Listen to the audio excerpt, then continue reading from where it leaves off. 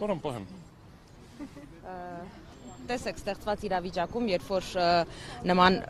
բացարձակ անարդար գործընթաց տեղի ունեցավ, ընտրությունների արդյունքները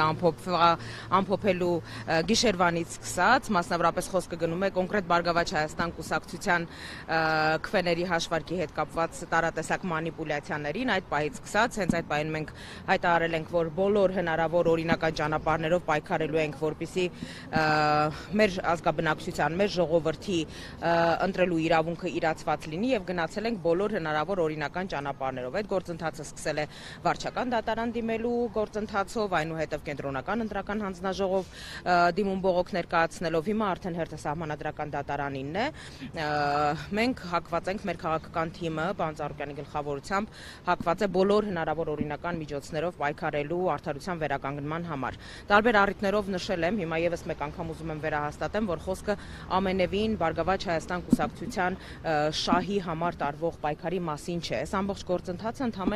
արդարության վերականգնման մասին է, որովհետև իշխանության ներկայացուցիչներ, տարբեր կալիբրի ներկայացուցիչներ,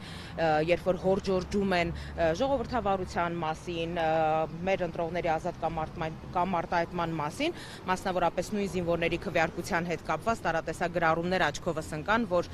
երբ որ մատնանշվել էին կոնկրետ այդ տեղամասերում խախտումների մասին, ընդ որում այդ գործընթացի սխալ կազմակերպման պատասխանատվությունը եւս իշխանությունների ուսերին է, որովհետև եթե կոնկրետ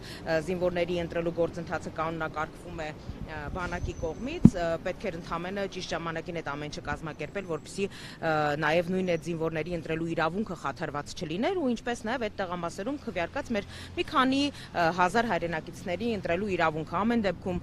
կարծում եմ պարոն Օրբելյանը իրավական նյուանսների մասին ավելի մասնագիտորեն ու հմտորեն կխոսի ու կներկայացնի, սա հնարավոր գործիք է այդ անարդարության դեմ պայքարելու եւ արդարությունը վերականգնելու փորձ։ Պարոն Օրբելյան, ձեր դիմում ինչ պահանջ եք ներկայացնում